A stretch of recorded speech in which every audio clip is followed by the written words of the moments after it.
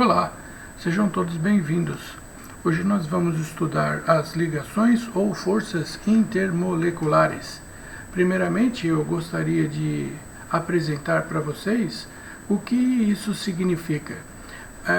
Eu coloquei aqui dois recipientes, sendo que a esquerda contém água pura e a direita éter, ambos com o mesmo volume e na mesma pressão atmosférica, digamos, 1 atmosfera, 1 atm.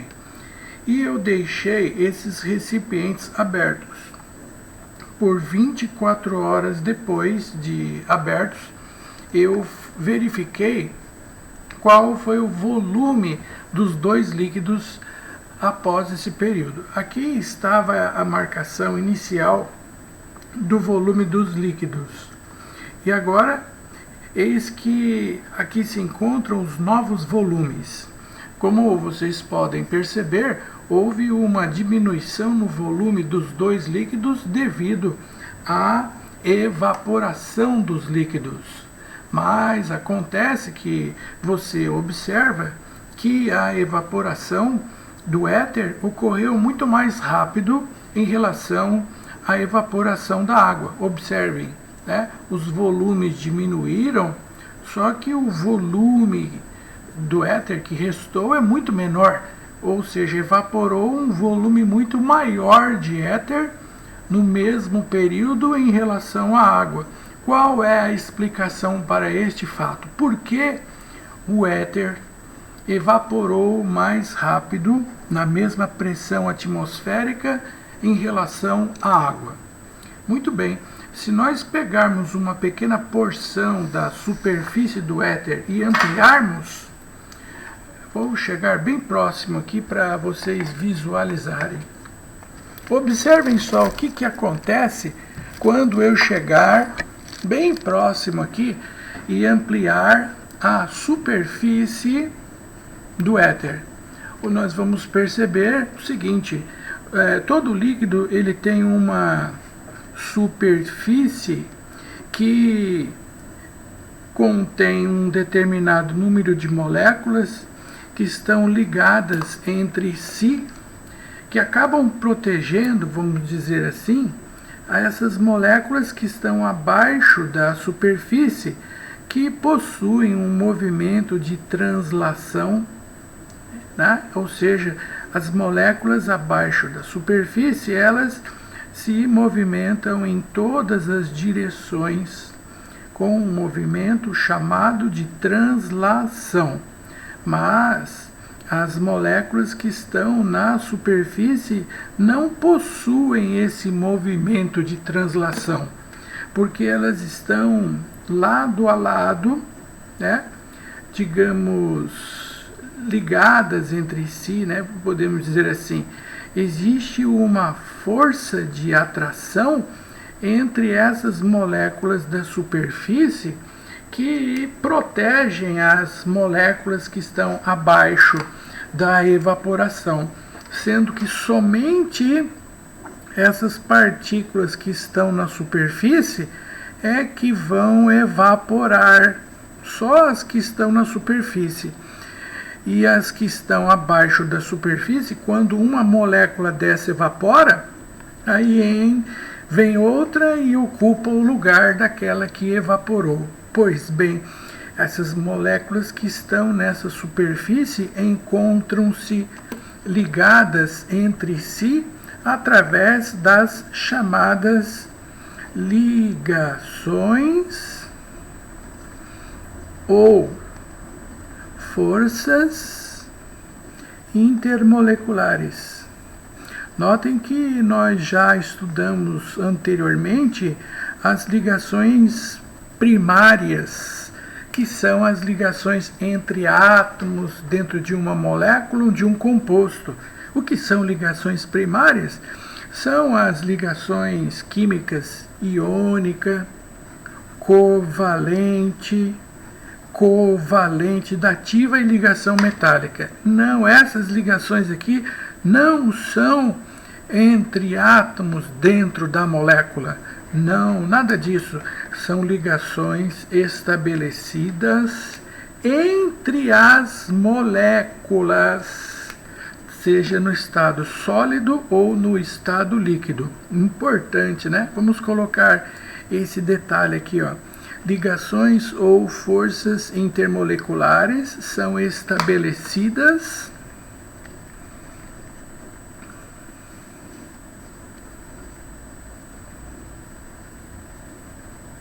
entre partículas no estado sólido ou líquido, já que essas forças intermoleculares entre gases, elas são tão pequenas que são consideradas desprezíveis. Nós não consideramos praticamente essas interações entre gases, somente entre sólidos e líquidos. E quando, voltando à questão inicial, que a água e o éter começam a evaporar, o éter ele evapora mais rápido do que a água. Agora nós vamos, no decorrer dessa aula, entender o motivo por que isso acontece. Mas antes dessa explicação inicial, eu quero acrescentar um dado aqui, ó. O ponto de ebulição da água é igual a 100 graus Celsius, isso na pressão de 1 atm, nível do mar, enquanto o ponto de ebulição do éter é igual a 36 graus Celsius aproximadamente. Por que o éter tem um ponto de ebulição menor do que a água? Por que o éter evaporou mais rápido do que a água? O que são essas ligações ou forças intermoleculares que unem estas partículas no estado sólido ou no estado líquido? Muito bem, é isso que nós vamos estudar em detalhes nesse momento, nos tipos de ligações ou forças intermoleculares. Acompanhe, por favor, agora. Muito bem. Os tipos de ligações intermoleculares são forças de London ou dipolo ou dipolo permanente, ligações de hidrogênio e ligações íon-dipolo. Vamos estudar cada uma delas. Inicialmente, a ligação do tipo forças de London ou dipolo induzido são ligações intermoleculares estabelecidas entre uma molécula apolar com outra molécula de natureza apolar. Com a folha aqui embaixo. Essas ligações dipolo-dipolo ou dipolo induzido são ligações estabelecidas entre uma molécula no estado sólido ou líquido de natureza apolar. Toda e qualquer molécula de natureza apolar, que foi justamente o tópico que nós vimos na nossa última aula. Só para lembrá-los, nós já estudamos a geometria molecular, depois da geometria molecular a polaridade da molécula, e agora que nós já sabemos como determinar a polaridade, agora eu tenho as ligações intermoleculares estabelecidas entre moléculas de natureza polar e apolar. Molécula apolar com molécula apolar, a interação chama-se dipolo induzido ou força de London. Por exemplo, como isso acontece? Eu vou mostrar para vocês. Digamos que eu tenha uma molécula de bromo, Br2. O bromo ele é líquido à temperatura ambiente. Nesse caso, especificamente, se o bromo ele é líquido à temperatura ambiente, como explicar o fato dessas moléculas de bromo estarem ligadas entre si. Porque existe um detalhe, né? Essas moléculas estão ligadas entre si porque existe sólido e existe líquido. Portanto, se elas estão ligadas, existe aqui uma força de atração que une elas. Mas como explicar essa força que une essas moléculas se essa ligação é do tipo ligação apolar? São átomos iguais e a diferença de eletronegatividade ela é nula. Como explicar agora a atração de uma molécula a outra, já que não tem polaridade? Então o nome de dipolo induzido. Ao redor da molécula existe uma nuvem eletrônica. E essa nuvem eletrônica ela induz que em uma extremidade fica com uma alta concentração de elétrons e a outra extremidade fica com uma baixa concentração de elétrons. A extremidade induzida, não tinham essas cargas, elas foram induzidas. A extremidade que ficou negativa, ela é atraída à extremidade positiva da outra nuvem. É por isso que a ligação é chamada de polo induzido, já que essa polaridade não existia, a molécula teve que induzir, forçar o aparecimento dessas cargas para justificar essa atração. E isso acontece com toda e qualquer molécula de natureza apolar. Primeiramente, aquelas moléculas apolares biatômicas, constituídas de átomos iguais, como H2, O2, N2, o Cl2, toda e qualquer molécula de natureza apolar biatômica, e as moléculas triatômicas. Nós temos, por exemplo, CO2, Be, H2, triatômicas. Tem alguma molécula triatômica que ela é de natureza apolar? Bom, com 3 átomos nós temos, por exemplo, deixe-me lembrar aqui daqueles modelos que nós fizemos na última aula.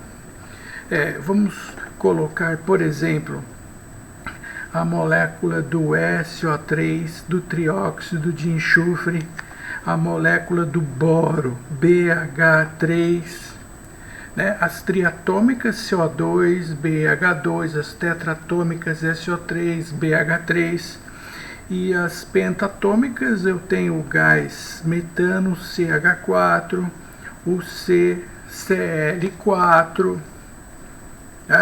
ou seja, todas as moléculas apolares, elas estão ligadas entre si por ligações intermoleculares de polo induzido ou forças de London, que são interações fracas, já que essas cargas elas não existiam e, como o próprio nome já diz, elas foram induzidas para que pudessem justificar a atração entre elas. Eu vou acrescentar aqui também uma classe de compostos orgânicos que são considerados apolares, os hidrocarbonetos. São compostos orgânicos que possuem hidrogênio e carbono, que constituem os derivados do petróleo, como gasolina, querosene, óleo diesel, o gás GLP, petróleo, butano, propano, etc. Todos os derivados do petróleo e hidrocarbonetos são compostos de natureza apolar. Ok. Agora, a interação dipolo-dipolo ou dipolo permanente. Essa ligação dipolo permanente ela ocorre entre uma molécula de natureza polar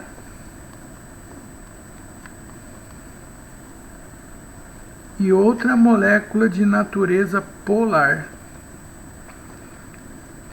E agora, por exemplo, vamos pegar uma molécula de natureza polar, como por exemplo HCl.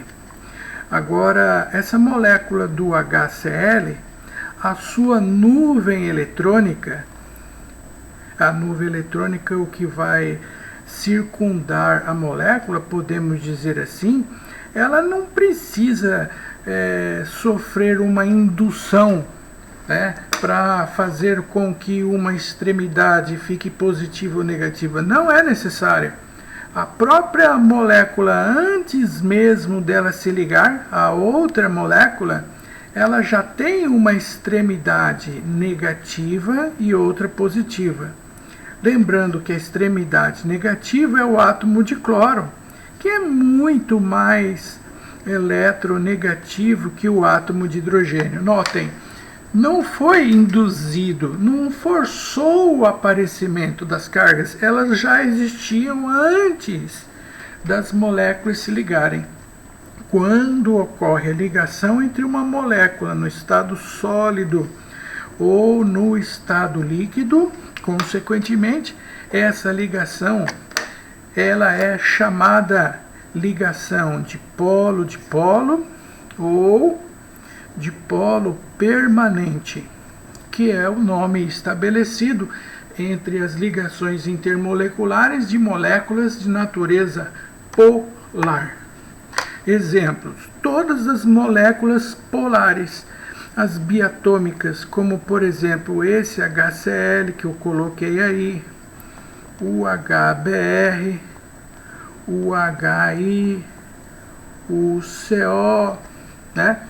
Outras moléculas como por exemplo o H2S, o SO2, as moléculas polares de um modo geral, outra PH3, né? Outra CL2, H2, né? E mais uma CLH3, etc. Ok? Bom, recapitulando, as ligações de polo induzido forças de London, também chamam de polo instantâneo, mas esses nomes são os mais comuns. São estabelecidas entre moléculas apolares, enquanto as moléculas polares estão ligadas entre si no estado sólido ou líquido por ligações chamadas de polo ou de polo permanente. Apolar com apolar, dipolo induzido. Polar com polar, dipolo ou dipolo permanente. E as ligações de hidrogênio são estabelecidas entre que tipo de molécula? Eu particularmente chamo essa interação de ligação estabelecida entre uma molécula chamada de superpolar. Agora eu vou mostrar para vocês qual é a diferença de uma molécula superpolar de uma molécula polar simplesmente. A resposta é a seguinte: eu considero uma molécula como superpolar quando o átomo de hidrogênio de uma molécula está ligado a um dos três elementos mais eletronegativos da tabela periódica. E a propósito, quais são esses elementos, os três mais eletronegativos da tabela periódica? Resposta: flúor, oxigênio e nitrogênio. Certo? Esses são os três elementos mais eletronegativos da tabela periódica. Consequentemente, quando o átomo de flúor, oxigênio ou nitrogênio de uma molécula fica ligado ao hidrogênio de outra molécula, estabelece uma interação muito mais forte do que qualquer interação que nós citamos anteriormente. As moléculas que apresentam-se ligadas por esse tipo de interação do tipo ligações de hidrogênio são três: as mais importantes, né? O HF, o fluoreto de hidrogênio, o NH3, que é a molécula da amônia, e a água, H2O. Essas três moléculas, nós temos o átomo de flúor, oxigênio e nitrogênio de uma molécula ligado ao hidrogênio da outra, estabelecendo ligações muito mais fortes do que qualquer uma das anteriores. Que, aliás, se nós fizermos aqui uma ordem da força dessas interações, nós podemos afirmar que as interações de polo induzido das três é a mais fraca, então é menor aqui, ó, em termos de força da interação. A ligação de polo ou de polo permanente, essa por sua vez ela é mais fraca do que as ligações de hidrogênio, que das três ligações são as mais fortes. Então, voltando aqui à parte inicial da aula, explico essa questão agora. Por que a água, o ponto de ebulição é 100 graus e o éter é 36 graus Celsius? Agora dá para explicar, né? Por que a água tem um ponto de ebulição maior? A resposta é que as moléculas de água, elas encontram-se ligadas entre si através das chamadas ligações de hidrogênio, que são ligações intermoleculares fortes, muito mais fortes que se compararmos às ligações intermoleculares das moléculas do éter, que estão ligadas entre si através das ligações de polo ou de polo permanente, que são ligações comparadas com as ligações de hidrogênio, essas são mais fracas. Ora, se essas ligações são mais fracas, eu preciso de uma energia menor para rompê-las. E se a energia para romper é menor, por isso ele evapora mais rápido. E se ele evapora mais rápido, por esse motivo, essa substância recebe o nome de mais volátil. O líquido conhecido como mais volátil é aquele que possui o menor ponto de ebulição e que evapora mais rapidamente. Motivo: por que ele é mais volátil, tem um menor ponto de ebulição e evapora mais rápido? Resposta: porque ele possui ligações intermoleculares mais fracas.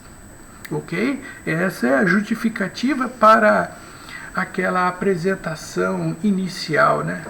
Aquela motivação inicial, porque o éter evaporou mais rápido do que a água. Né?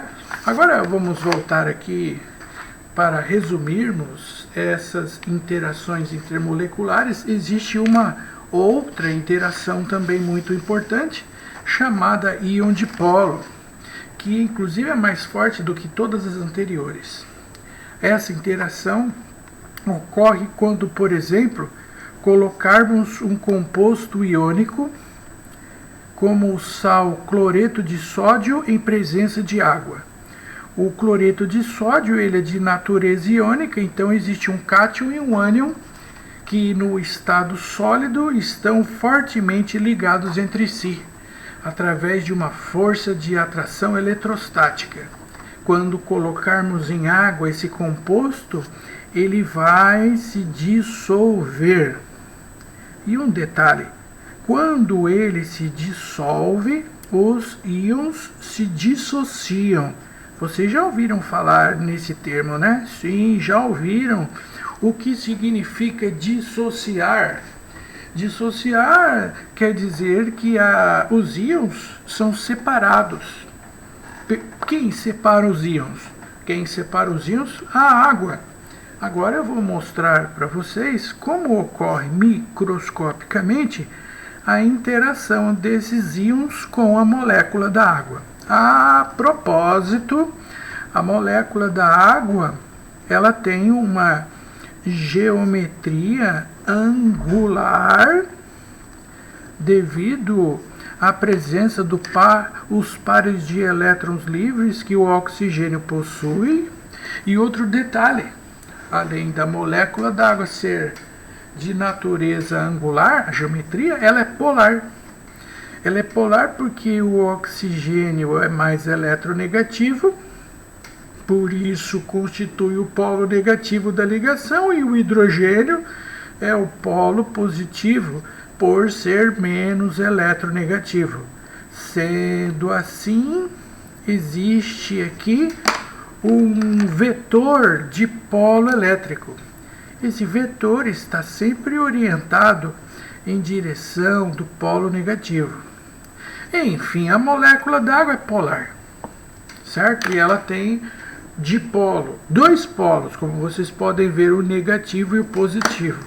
Portanto, quando a água vai dissociar o cátion, os átomos de oxigênio que possuem carga negativa, olha o que acontece. Os átomos de oxigênio, eles são atraídos pelo cátion através de uma força de atração eletrostática, quer dizer, estabelecida entre o cátion, que tem a carga positiva, e o oxigênio da água, que tem o polo negativo. E aqui, entre o cátion e o oxigênio, é que se estabelece essa interação do tipo íon dipolo. O mesmo que acontece que está acontecendo com esse cátion vai ocorrer também com o ânion, o negativo. Como o ânion tem carga negativa, o que ele vai fazer? Ele vai ser atraído pelo dipolo de carga positiva da molécula da água. O dipolo com carga positiva da molécula da água é o átomo de hidrogênio. Aí, nesse caso especificamente, o que vai acontecer é isso aqui, ó. Observem só o efeito. O átomo de hidrogênio da molécula da água, ele tem um polo positivo. E aí, consequentemente, ele vai ser atraído pelo ânion. E é dessa maneira se estabelece uma interação entre o dipolo positivo e o ânion, e aqui o dipolo negativo e o cátion. Essa interação é o que nós chamamos de ligação ou em força do tipo íon dipolo. Por isso que quando a água ela é pura, ela ferve a 100 graus. Mas quando eu coloco sal na água, ela ferve numa temperatura acima de 100 graus. Por que isso acontece? Porque quando os íons do sal atraem as moléculas de água, eu preciso de mais energia para romper essa interação. E por isso explica o fato do ponto de ebulição da água com sal ser maior do que da água pura. Porque eu preciso de mais energia para romper essas interações aqui, ó, entre o dipolo da água e o íon. Essa ligação íon-dipolo, se nós compararmos com as interações, a ligação de hidrogênio, a dipolo permanente e as forças de London, das três, essa interação é a mais forte de todas. Por isso eu vou até colocar aqui entre as ligações de hidrogênio e íon dipolo um sinal aqui de menor. As ligações de hidrogênio são mais fracas em relação às interações íon dipolo. Ok, aqui está o resumo das interações ou forças intermoleculares.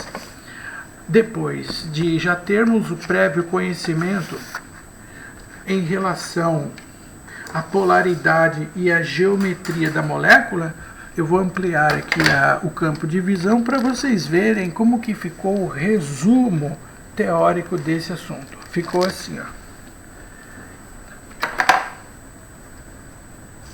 Ok? Ligações de polo induzido ou forças de London estabelecidas entre moléculas de natureza polar, as ligações de polo ou de polo permanente estabelecidas entre moléculas de natureza polar e as ligações estabelecidas entre moléculas de natureza superpolar, que são muito mais polares do que qualquer uma anterior, são as ligações de hidrogênio. Quando uma molécula é muito mais polar que a anterior? Quando o átomo de hidrogênio está ligado a um dos 3 elementos mais eletronegativos da tabela periódica, o flúor, o oxigênio e o nitrogênio, e essas são as 3 moléculas que fazem as ligações de hidrogênio entre as suas moléculas. E também eu vou citar aqui as moléculas do DNA, as fitas, que as bases nitrogenadas adenina, timina, citosina e guanina fazem o pareamento nas fitas das cadeias proteicas do DNA, das laterais, né? Eles se ligam através de ligações de hidrogênio também. Moléculas orgânicas que fazem ligações de hidrogênio, eu vou citar aqui também. Os álcoois, a função álcool. A função álcool, nós vamos aprender na química orgânica, são compostos que possuem uma cadeia carbônica, que eu vou chamar aqui de um R, de uma cadeia, um radical, e os álcoois são caracterizados pela presença do OH, desse grupo funcional aí, hidroxila. Eu também vou acrescentar outro composto da química orgânica que vai aparecer nas próximas aulas. Eu vou aproximar isso aqui, que são os ácidos carboxílicos.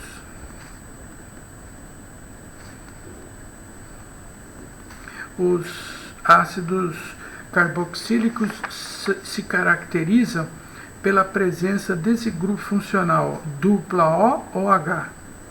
Um exemplo de um ácido carboxílico muito comum no nosso cotidiano é o ácido acético do vinagre, que é um ácido carboxílico e cujas moléculas apresentam esse grupo funcional aqui, C dupla OH, que caracteriza os ácidos que fazem ligações de hidrogênio.